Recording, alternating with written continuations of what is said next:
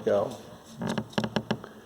Shirley Ann Craig was born on November 11th, 1935 in Boston, Mass. Shirley was the only child born to William and Alice Craig. She grew up in Boston, attended elementary school and junior high there. She started high school there as well. But then Shirley's parents separated. Shirley and her mom moved to Vermont, where her mom worked at an inn owned by a cousin. And Shirley finished high school there in Vermont, graduating in 1953. Shirley was a good student. She loved to learn. Her favorite classes were English and history. She liked to write. The quote that she chose for herself for her senior yearbook was, "Imagination is halfway to creativity," which was Shirley's revision of the line from the great Irish playwright George Bernard Shaw. Imagination is the beginning of creation. Growing up, one of Shirley's best friends who was practically a sister to her, was her cousin Alice. Shirley's best childhood memories centered around the summers that her family spent at Lake Winnipesaukee. Summer spent at Lake Winnipesaukee in New Hampshire. Now, Lake Winnipesaukee is a beautiful glacier-formed natural lake with more than 200 islands dotting its surface. Shirley's family built a cabin in the woods around that lake, and Shirley and her 5 cousins made wonderful memories there. That cabin still stands. In fact, I'm told it doesn't look like it's changed very much since it was built in the 1940s. There's just not been a whole lot of updating done. But the truth is, there hasn't needed to be. Those woods and the water and a place to be family, those were the real attractions. And that's what made it a place of deep connection for Shirley. It meant so much to Shirley just a couple of summers ago to make one last pilgrimage back to New Hampshire to visit that cabin again. As young adults, Shirley and Alice spent a lot of time at Lake Winnipesaukee. They had waitressing jobs at a nearby diner. After high school, Shirley went to secretarial school. Also about that time, her parents reconciled, and Shirley and her mom returned to Boston. This led to an auspicious change in Shirley's life.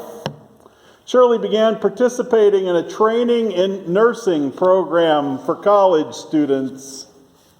It turns out that there was a young man from New Hampshire who had spent 3 years in the Army as a medical paratrooper. That young man was working at that same hospital as an orderly. And that young man from New Hampshire was Ed Ferron.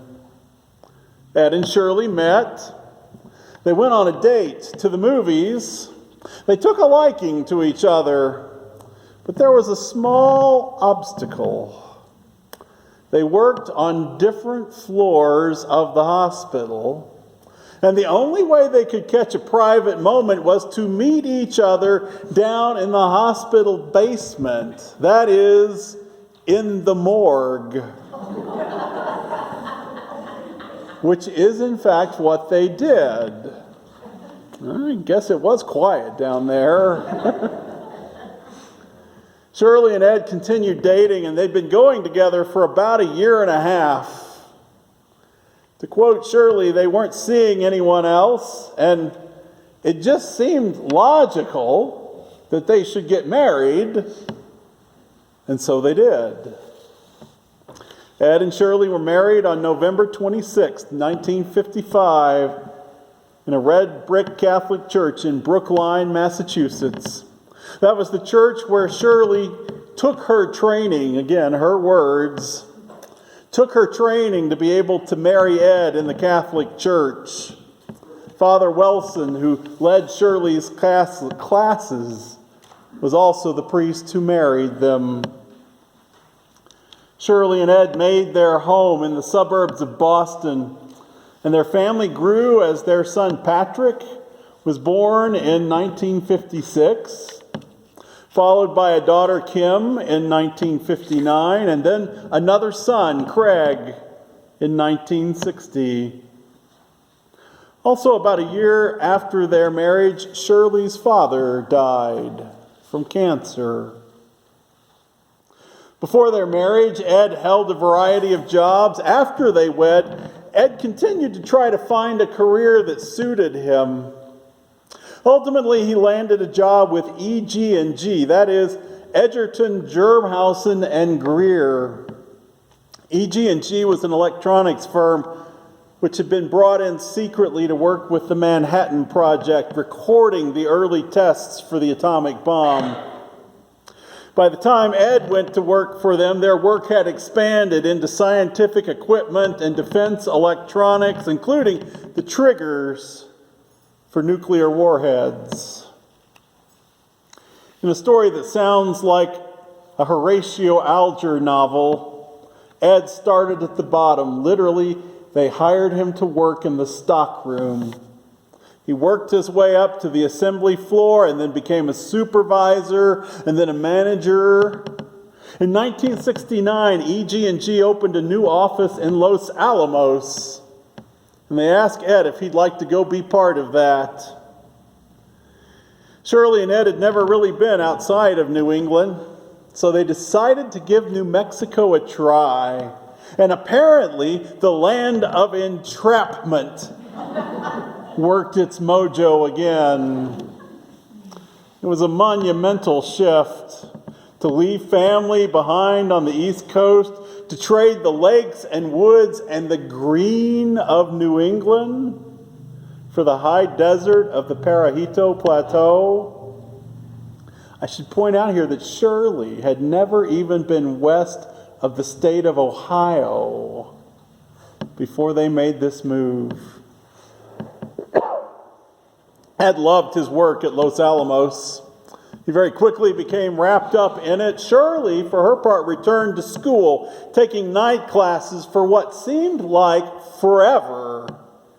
And then finally living in Albuquerque for almost a year to complete a bachelor's in education from the University of New Mexico.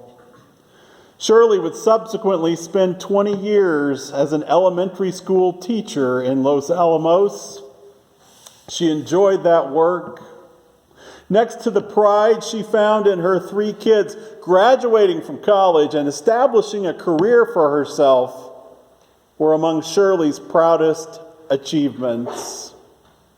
Her family points out, though, that even having 3 kids was an accomplishment, because Ed would have been perfectly happy to quit at 1, but Shirley talked him into 2 more. I'm not sure Shirley would have said this, but among her greatest achievements would also have to have been a marriage of 60 years to Ed Ferron. Ed had strong analytical and management skills, but he just wasn't very good at nurturing or showing affection. He was determined. He did not like change. He was hard on himself, and he could be hard on those who were close to him. It's not surprising, then, that he often functioned at home as at work, like a managing director. He was perfectly willing to tell you what he thought you were doing wrong. Somehow Shirley learned to manage the managing director part of Ed. She learned to pick her battles, to name what it was that she really wanted, and to let go of the rest.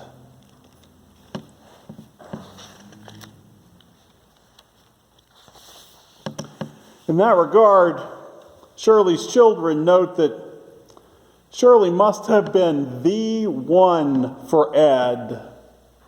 Truly, heaven must have brought those 2 together, because nobody else could have put up with him.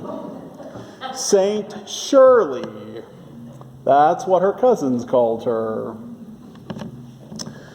Shirley's mom died of congestive heart failure in 1986, and heart health was a problem for Shirley too.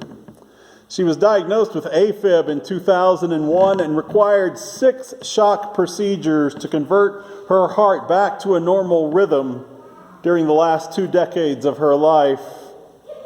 She also had issues with her vision. She first started wearing glasses when she was 18 months old. She had a cornea transplant after she and Ed moved west.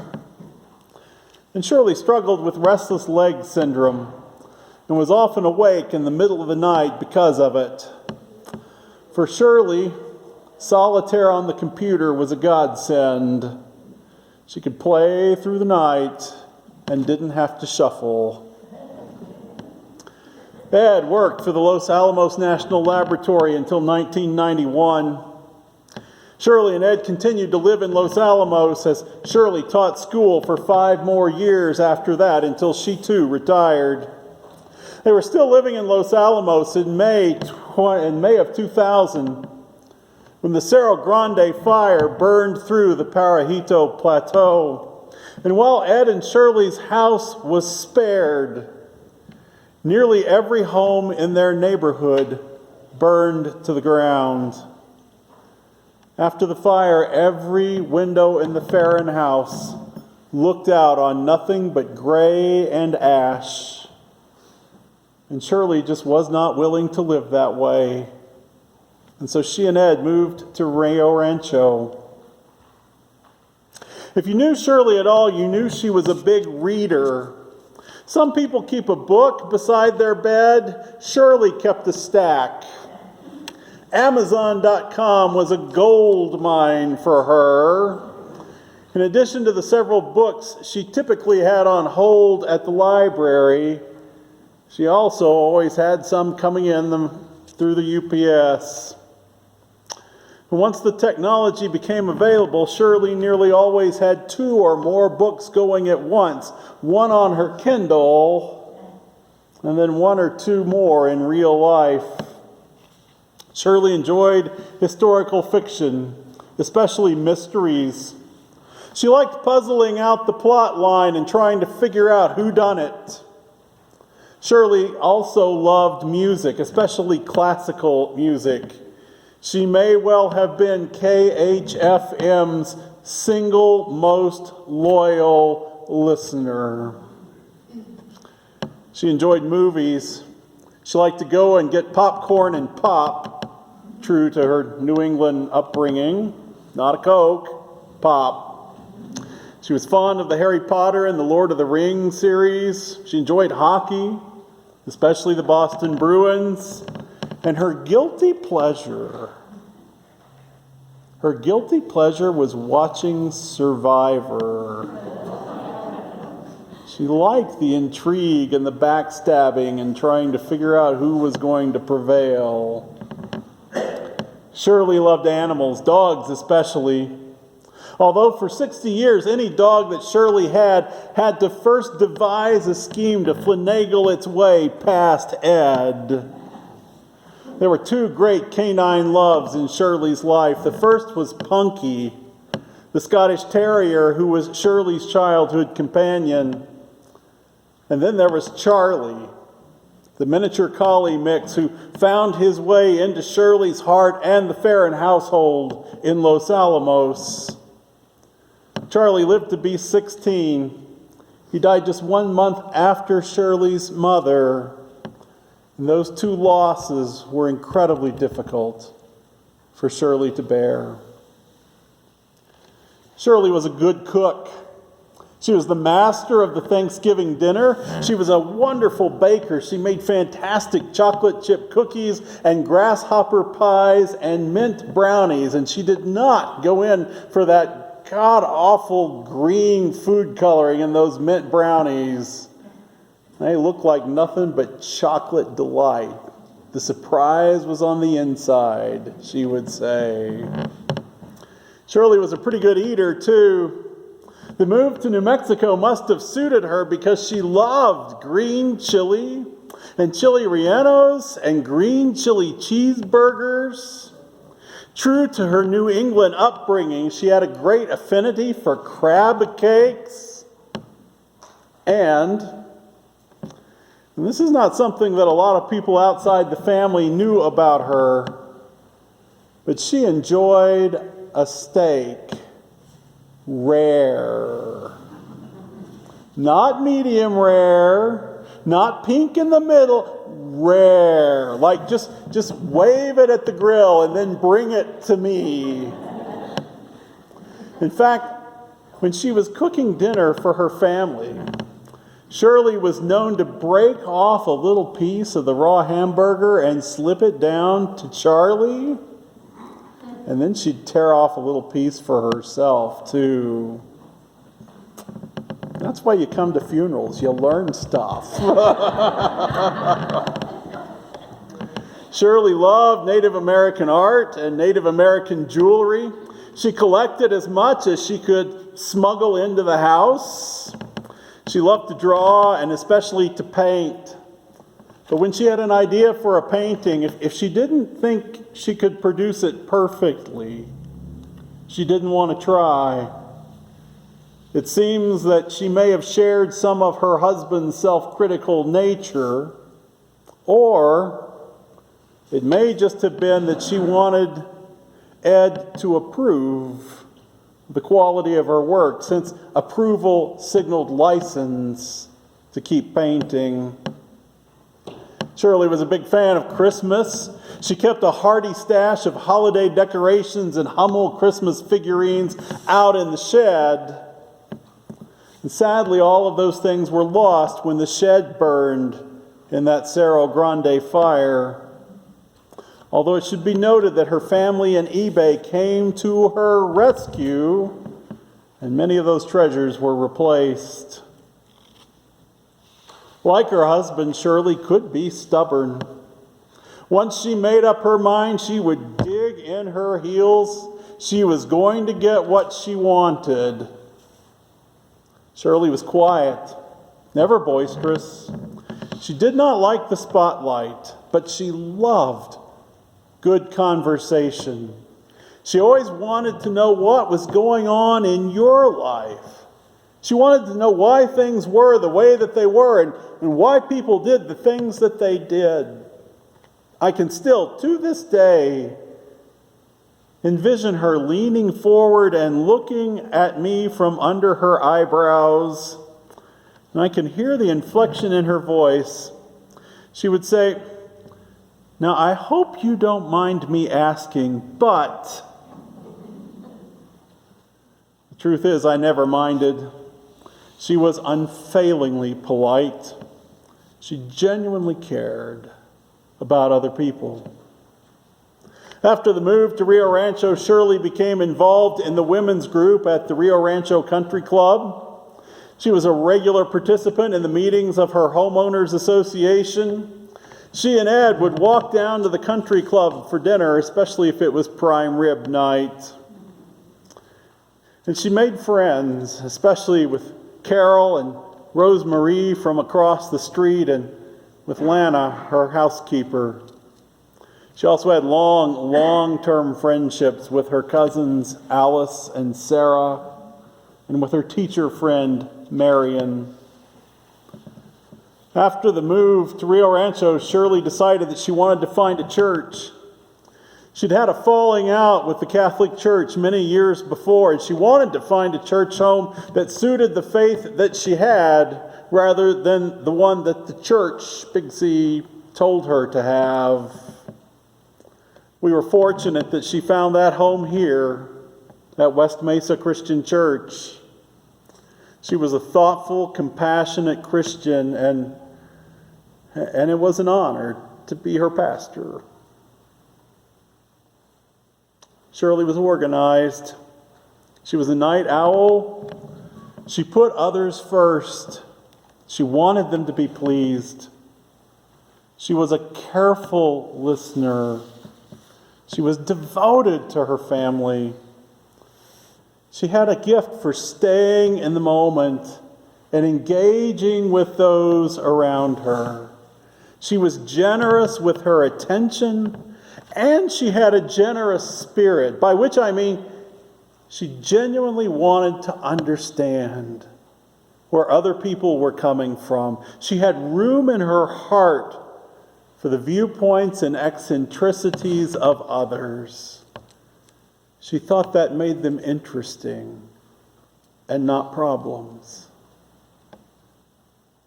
Shirley was a steadfast companion and ultimately a caregiver to her husband Ed, who died of lung cancer in 2016. After Ed's death, many of us hoped Shirley would enjoy the opportunity to travel and spend time with extended family. She did some, but health issues, especially a long recovery from a broken pelvis, put a damper on those hopes. Shirley was having a really rough go of things in 2020. She was in the ER or the hospital or both 3 times in 3 weeks during January for chest pain and shortness of breath. And towards the end of that third adventure in medical care, she seemed to be feeling better, and she seemed to be breathing better. She wanted to come home. The doctors agreed, and Patrick brought her home on January 22nd. She was tired when they got to the house. That was understandable. Shortly thereafter, she went to bed. And during that night, God welcomed her home. Shirley was 84 years old when she crossed over into eternal life. Shirley was preceded in death by her parents and by her husband of 60 years. She is survived by her 3 children, Pat, Kim Mendenhall and her husband Michael, and their sons Brian and wife Michelle, and Daniel and his wife Sarah. Also survived by her youngest son Craig and Craig's wife Julie, and Craig's son Jason Ferron and wife Jessica, and Julie's sons Adam and James Wood and James's wife Nikki. And Shirley delighted in her great-grandchildren Alexander, Aiden, Riley, Patrick, and Brooke.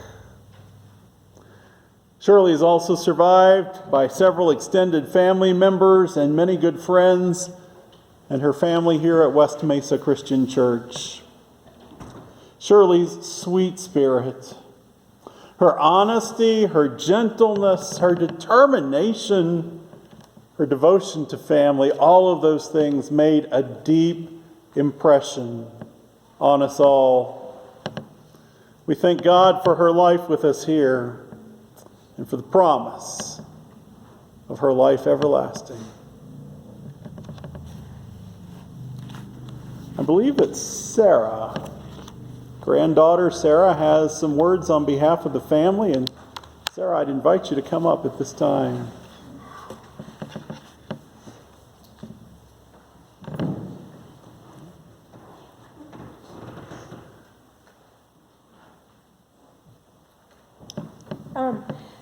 Hi. Thank you. Kim has some things that she'd like to say, but if you know her, you know she's not able to do it. So I'm just going to be her voice. I'm going to read the words as they're written, so just imagine that it's her face and not mine. First of all, thank you. Thank you for being here today to celebrate Shirley. Everyone here today brought her joy. She knew the value you brought to her life and never took it for granted. Everyone was welcome in her heart, and she made you feel that way. I will miss her terribly, but I will try to remember a poem I've come to embrace. The poem is titled, If Tears Could Build a Stairway. If tears could build a stairway and memories a lane, I would walk right up to heaven and bring you back again. No farewell words were spoken, no time to say goodbye. You were gone before I knew it, and only God knows why. My heart still aches with sadness, and secret tears still flow. What it means to love you, no one can ever know. But now I know you want me to mourn for you no more, to remember all the happy times life still has much in store. Since you'll never be forgotten, I pledge to you today, a hallowed place within my heart is where you'll always stay. A note.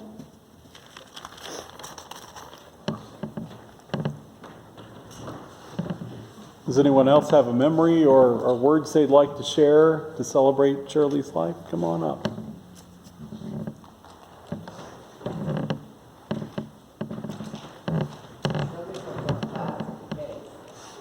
Let me turn this microphone on for you so we can all.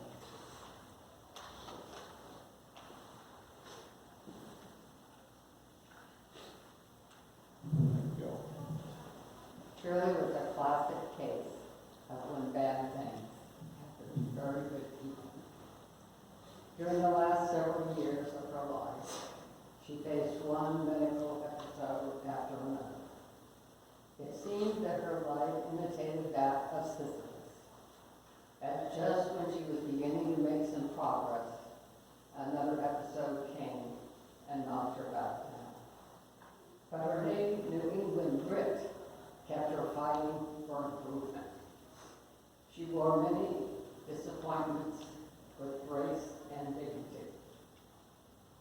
She would rarely complain, but she did not give up either. Self-pity was not in her DNA. She found other ways that she could actively contribute to make someone else's life a bit better. She had an uncanny gift with amazing precision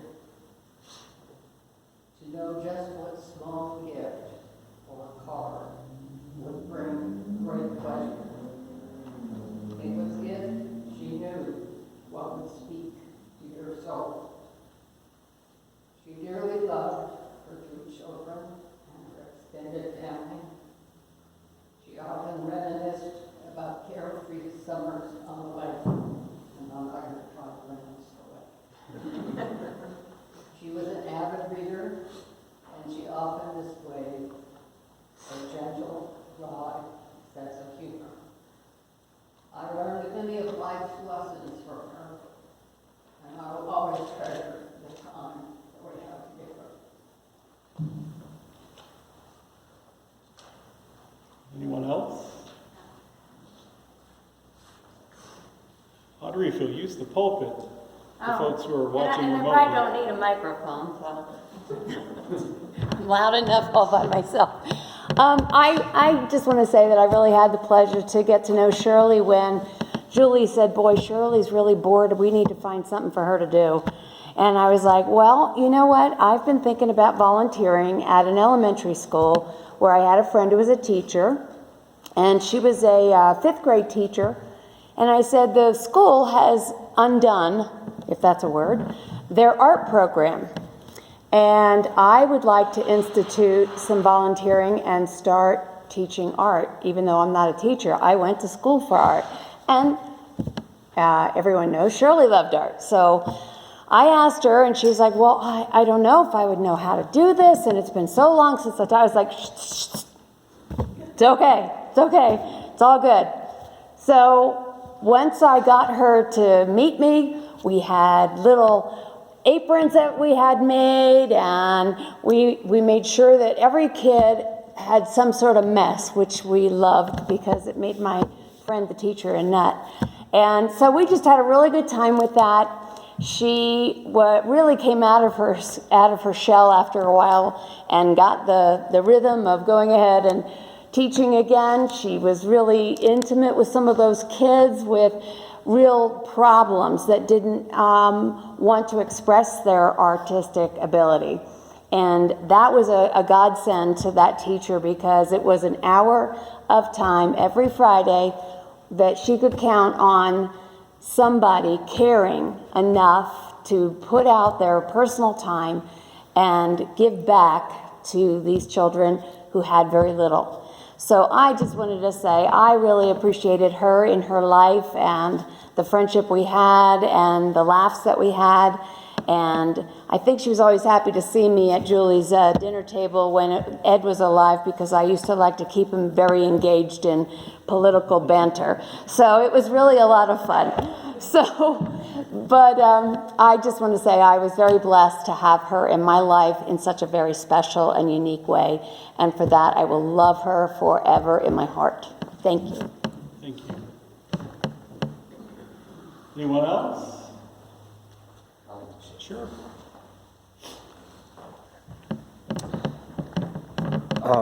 So one thing that I think Shirley and I shared a common love for was history. And I remember a good story I had with her.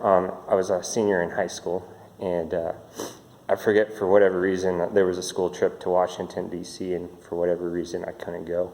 So as a surprise, my mom and Shirley planned a trip for me to go with them to Washington, D.C., and of course, Cousin Alice had to join us. So if you can imagine a 17-year-old boy with his mother, grandmother, and cousin trotting around D.C. But if everyone that knew my grandmother knew that she loved history, but more importantly, she loved being, any chance she had to be with family, she was on top of it. And I remember one of the nights we went out to dinner. It was a pretty fancy place, and we're sitting down, and of course the girls ordered